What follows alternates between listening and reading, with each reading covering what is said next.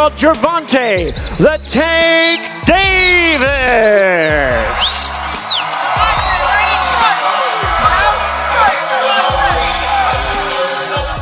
Thing to the body. Everything to the body. Chopping downstairs. Chopping. Brick hand. Now this, even his shots upstairs here, body shot on Jake Paul. Everything's a body shot he's throwing. Even when he's changing the levels of the shot. That's a body shot. That's a body shot. That's a body shot.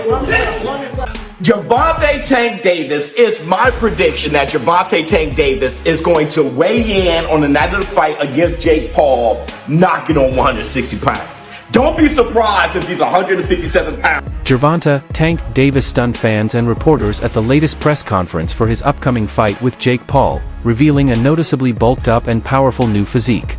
His transformation reflects a fierce commitment to training and an evolved fight strategy. Analysts observing his camp note that Tank's approach is centered on body attacks, targeting Jake's midsection with relentless pressure designed to sap energy and break rhythm.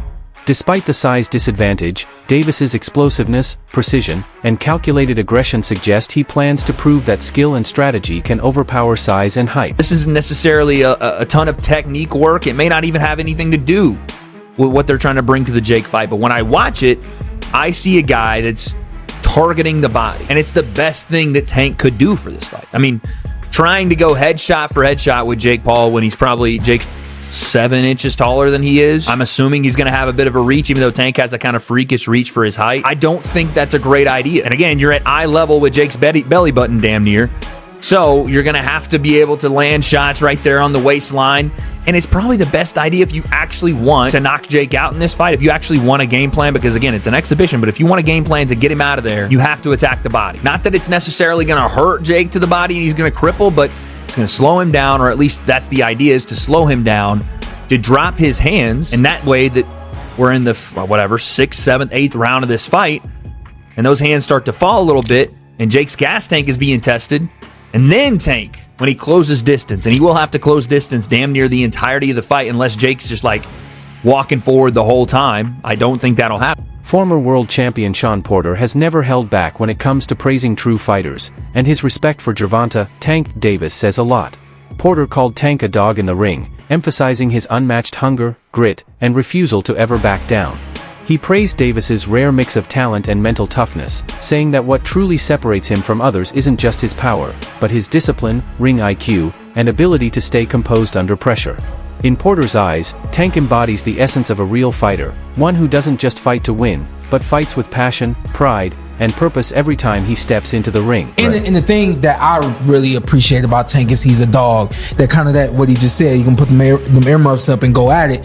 He kind of will assess you as well, and whatever he needs to do, he'll do it, you know, so. Right. Boxing commentator Showbiz the Adult recently tackled one of the biggest misconceptions about Gervonta Tank Davis, his size. Many fans still picture Tank as a small lightweight, but Showbiz revealed that Davis has been walking around at nearly 160 pounds, far from the lean frame people assume.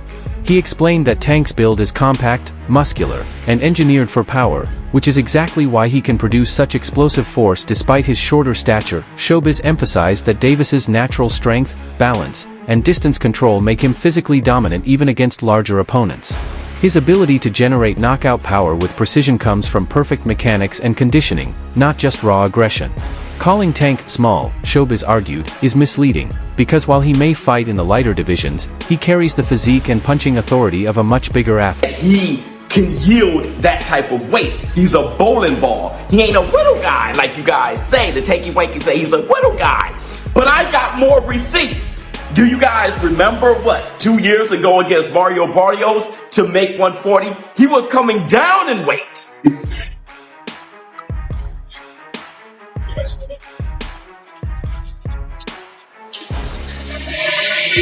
144.1. Weighing in at 144 plus. I even got more receipts for you guys. Remember against Ryan Garcia, right? You saw him stacking on snacky cakes and all kind of Skittles and shit, you know, for the all access with him versus Ryan Garcia. I think this was like episode 2 or something. It was hilarious. But He goes in the store and they have to weigh him. And in that store, he weighs 150 pounds. Good, thank you. How much I weigh? 154. 154? Yes, sir. All right, weigh me one more time. All right, 150. 150? What are they doing? All right, bet. And then the most famous audio leak that the War Room made famous that we sent out and it went viral when Team Tank said that Gervonta Tank Davis walks around at 160 pounds. He ain't gonna never want to fight at 135 again. He will, but I'm saying. That's such a big jumping, man. This is walk around weight. Walk around? Like just, you know what I mean? 160. Well, he get up big, but like, this is walk around weight. Behind the scenes, Gervonta Tank Davis has been grinding like never before. His latest training footage captures a fighter completely locked in, snapping off crisp combinations, refining his footwork, and maintaining laser focus with every move. Coaches describe his camp as brutal but deliberate, a mix of intensity and precision where every round has purpose. Davis isn't training just to last, he's training to destroy. Each punch is thrown with the intent to simulate real fight night pressure and punishment. To toughen his edge, he's been sparring with bigger, stronger opponents, preparing for the kind of power Jake Paul brings. Observers say Tank looks faster, sharper, and mentally colder than ever before. This version of him doesn't just aim to win, he aims to dominate the discipline, the focus, the energy. It's the mark of a fighter stepping into his prime. And this time, Tank looks ready to remind everyone why he's built different.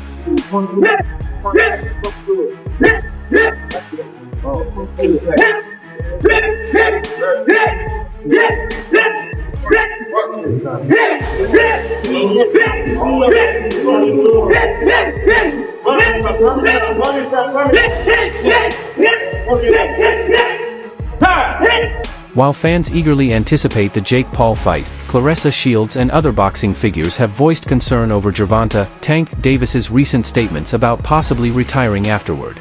Shields didn't hold back, arguing that if Tank truly wants to be remembered among the greats, he can't step away before testing himself against elite challengers like Shakur Stevenson and Teofimo Lopez, both of whom have been publicly calling him out. Critics echo her sentiment, warning that avoiding such matchups could make Tank appear hesitant to face the toughest names in his division.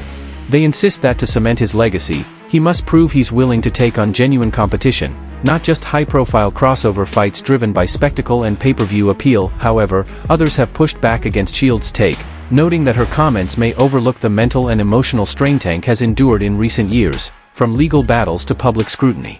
For them, the question isn't whether Davis fears competition, but whether he's finally reaching a point where peace matters more than proving a point. Gervonta got skills out this world. He's a scary dude. He's scary. Ain't no way he said he's supposed to come back and get Shakur, Devin, Ryan, Teofimo, whoop all these. He like, now he like, I'm about to retire after I fight Jake. No, I don't let nobody talk about me like that. The way that Shakur disrespect him, the way that Devin talked to him, the way that Ryan, he already knocked out Ryan. The way that these dudes be talking, he supposed to come back and get them. He the man, right? He where everybody say is the best. I ain't leaving no food on the table. When I'm done boxing, I'm whooping all these girls. They all getting beat. You said you can beat me? Oh, okay, I'm gonna figure out where to get you. You just wait. Leonard Ellerby, longtime advisor to Gervonta Tank Davis, recently offered a rare glimpse into the fighter's emotional and mental battles. According to Ellerby, Tank wasn't mentally prepared to face Lamont Roach at one stage due to deeply personal struggles that had taken a heavy toll on him. He revealed that Davis had gone through a difficult emotional stretch, one that left him drained and unfocused, making it unsafe and unwise to step into the ring. Rather than forcing himself to fight for the sake of appearances, Davis made the mature choice to step back, regroup, and work on regaining his inner balance. Ellerby reminded fans that while Tank's public image is that of an unstoppable knockout machine, behind the gloves is a human being, one who faces the same emotional pain, family problems, and outside pressure that fame often magnifies. Ellerby's candid remarks helped reframe the narrative around Tank's career decisions.